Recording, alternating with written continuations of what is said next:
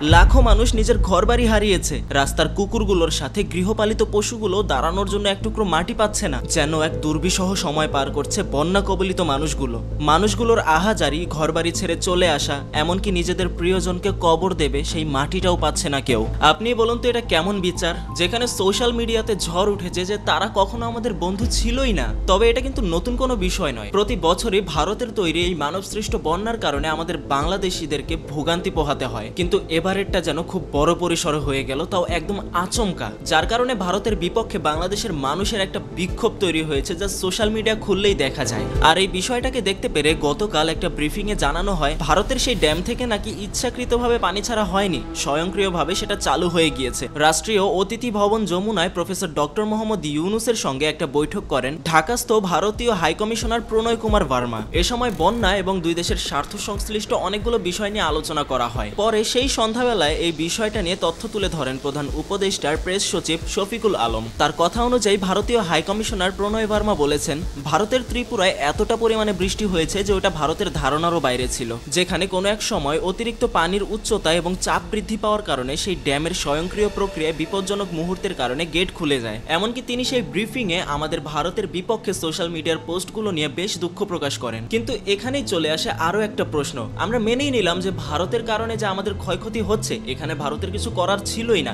ভারত বলা যায় কিছুটা বাধ্য হয়ে আমাদের এই ক্ষয়ক্ষতির সম্মুখীন করেছে। যদি আমরা এই বিষয়গুলো সম্পর্কে মেনেও নেই, তবুও কিন্তু প্রশ্ন রয়ে যায় যে ভারত কেন আমাদেরকে সচেতন করলো না, সতর্ক কেন করলো না তারা? এই অতিরিক্ত বৃষ্টির কারণে তাদের ড্যাম খুলে যেতে পারে, স্বয়ংক্রিয় প্রক্রিয়া চালু হয়ে যেতে পারে। এই বিষয়টা কি তারা জানতো না? তারা আগে থেকে কেন জানালো না আমাদেরকে? আর এখানেই আরো কিছু চাঞ্চল্যকর তথ্য চলে আসে। যেই ঘটনাটা শুরু হয়েছিল এই ড্যাম তৈরির একদম সূচনা থেকে। কারণ বাংলাদেশে যেটা হচ্ছে এটা কোনো প্রাকৃতিক দুর্যোগ নয়, এটা একটা মানব সৃষ্ট দুর্যোগ, যেটা ভারতের কারণেই হচ্ছে। যে বিষয়টা সম্পর্কে বলার আগে চলুন বন্যা কিভাবে তৈরি হয় এই বিষয়টা নিয়ে সংক্ষিপ্ত একটা আলোচনা করা যাক। যেমন অতিরিক্ত বৃষ্টিপাত, আর সেই বৃষ্টিপাতের কারণে নদীর পানির উচ্চতা বেড়ে যাওয়া, এমনকি বাঁধ ভেঙে যাওয়া অথবা মানব সৃষ্ট কারণে নদীর প্রস্থ কমে যাওয়ার মতো কারণগুলো হতে পারে বন্যার কারণ। কিন্তু এখানে যেটা হয়েছে সেটা হলো ভারতের সেই ডুম্বুর বাঁধ খুলে দেওয়ার কারণে বাংলাদেশে তৈরি হয়েছে এই বন্যা। প্রথমত ভারতের এরকম নদীতে বাঁধ দেওয়ার কারণে বাংলাদেশের ওই অঞ্চলের নদীগুলো শুষ্ক মৌসুমে একদম শুকিয়ে যায়। বলা যায় নদীগুলো পানি শূন্যতায় ভোগে। একটা রিপোর্ট হতে জানা যায় ভারতীয় সেই ডুম্বুর বাঁধ দিয়ে ভারত তাদের পানিকে গত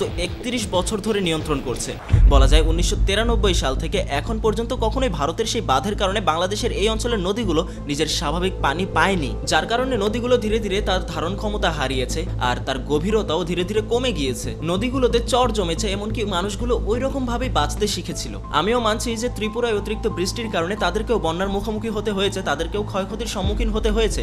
এজন্যই হয়তোবা স্বয়ংক্রিয় প্রক্রিয়ায় তারা বাধ্য হয়ে এটাকে ছেড়ে দিয়েছে। কিন্তু এখানে প্রশ্নটা হলো, আপনারা যদি নিয়ন্ত্রণই করতে না পারেন তাহলে কেন এটাকে আটকে রেখেছিলেন? তাছাড়াও ভারতের সাথে আমাদের দুই দেশের যে নদী বন্টনের প্রক্রিয়াটা, এটা কখনোই নিজের সুষ্ঠু একটা উপসংহার পায়নি। তাই সেখানে যদি ভারতের ডুম্বুর বাঁধটা না থাকতো তাহলে বাংলাদেশের নদীগুলো কিন্তু নিজের গতিপথ ওইরকম ভাবে তৈরি করে নিত, তারা নিজেদেরকে ওইরকম ভাবে সেট করে নিত এবং আমরা ওই বিষয়টার সাথে মানিয়ে নিতাম। সেখানে এত বড় একটা মানব সৃষ্ট দুর্যোগ হওয়ার কথাই ছিল না, কারণ তখন নদীগুলোর ধারণ ক্ষমতা থাকতো নিজেদেরকে সামলে নেওয়ার, যেটা তারা বছরের পর বছর পানি আটকে রেখে এখন নষ্ট করে ফেলেছে। তাছাড়াও বর্তমানের ঘটনার পেছনে আরো একটা বড় কারণ রয়েছে, যেটা হলো ভারত শুধুমাত্র বৃষ্টির পানি কিন্তু ছেড়ে দেয়নি। ভারত এ যাবৎকাল পর্যন্ত তার জমিয়ে রাখা সেই সকল পানি একসাথে ছেড়ে দিয়েছে, যেগুলো 31 বছর ধরে তারা নিয়ন্ত্রণ করেছিল। অর্থাৎ বৃষ্টির পানি এবং তাদের জমে থাকা পানি একসাথে আমাদের বাংলাদেশে ঢুকেছে। তো যদি শুধুমাত্র বৃষ্টির পানি ঢুকতো তাহলে হয়তো বাংলাদেশে এত সমস্যা হতো না।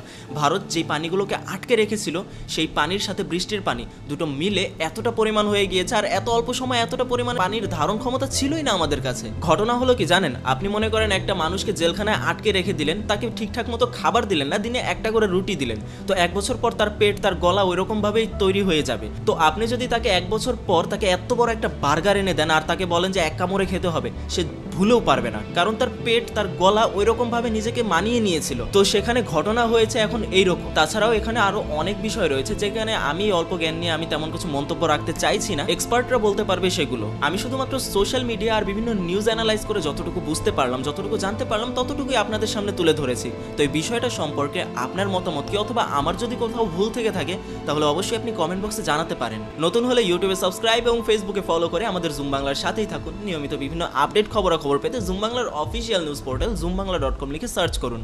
অবশেষে ভিডিওটা আপনি এই পর্যন্ত দেখেছেন, সেজন্য আপনাকে অনেক ধন্যবাদ।